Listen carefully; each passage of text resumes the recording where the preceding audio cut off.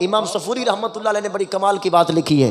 आप फरमाते हैं कि एक दिन हज़रत सैयदना ईसा रूहुल्लाह अला नबीना व अलैहि सल्लतु वस्सलाम आप एक मकाम से गुजर रहे थे तो सामने एक पहाड़ नज़र आया।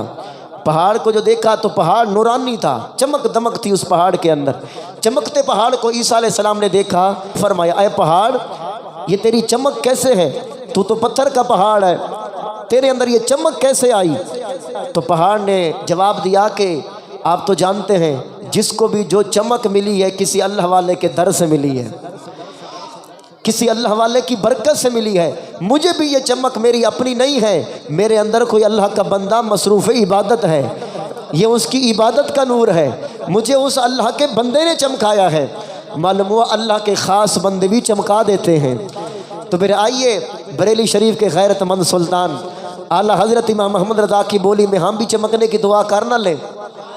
चमक तुझसे पाते हैं सब पाने वाले, मेरा दिल भी चमका दे चमकाने वाले, मेरा दिल भी चमका दे काने वाले।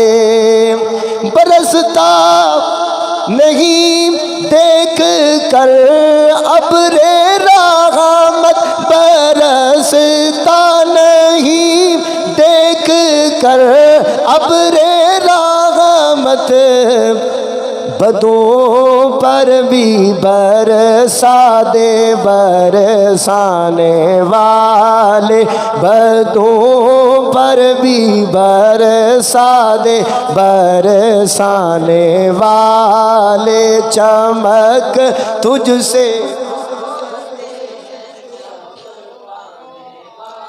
आने वाले।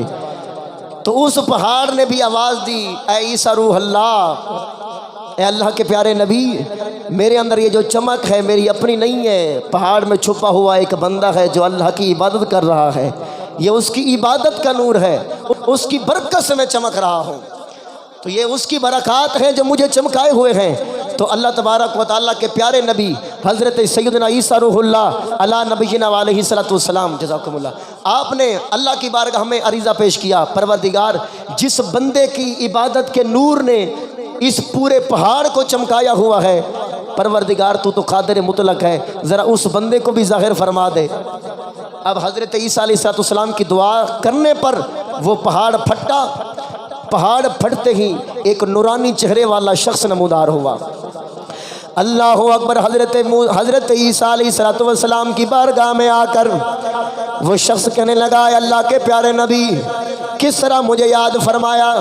आपने इरशाद फरमाया, तू कब से इस पहाड़ के अंदर मौजूद है, क्या नेकियां कर रहे हो? अर्ज़ किया, है अल्लाह के प्यारे, मैं 600 साल से इस पहाड़ के अंदर छुप कर अल्लाह की इबादत कर रहा हूँ। मैं हज़रत सैयदना मूसा कलीमुल्लाह अलैहिस्सलाम का उम्मती हूँ। मूसा अलैहिस्सलाम की ज़बानी मैंने आखिरुज़्ज़मान नबी मोहम्मद मुस्तफ़ा सल्लल्लाहु अलैहि वसल्लम के तज़किरे सुने थे। कायनात के सुल्तान हज़रत मोहम्मद करीम सल्लल्लाहु अलैहि वसल्लम की शान और अज़मतें सुनी थी। हज़रत मूसा अलैहिस्सलाम ने बयान फरमाई थी।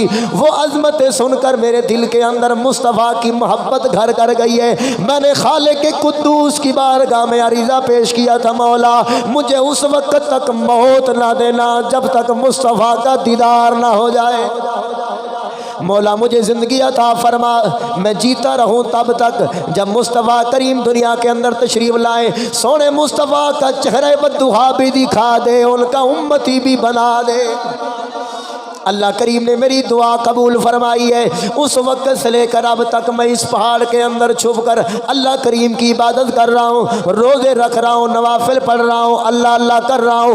मेरी इबादत अल्लाह की बारगाह में इतनी मकबूल हुई कि इबादत का नूर ने पहाड़ को चमका दिया है। हज़रत सैयदना ईसा अलैहिस्सलाम बड़ा खुश हुए, खालिक़ के कुद्दूस की बारगाह में अर्ज़ करते, ऐ परवरदिगार इस बंदे ने 600 साल, छोटा सा पीरियड नहीं है, 6 सदियाँ बहुत लंबी बात है। 600 साल से ये बंदा तुझे सजदे कर रहा है, इबादत कर रहा है, नेकी पे नेकी किए जा रहा है। इससे तो इतना खुश हुआ कि पहाड़ को चमका दिया है। ऐ मेरे परवरदिगार ये भी बता, इस धरती पर कोई इस बंदे से ज्यादा तेरी बारगाह में मकबूल भी कोई है या कोई ना? ये बंदा तुझे बड़ा प्यारा होगा, मगर इससे बढ़कर तुझे प्यारा कौन है? उस बंदे का पता बता दे।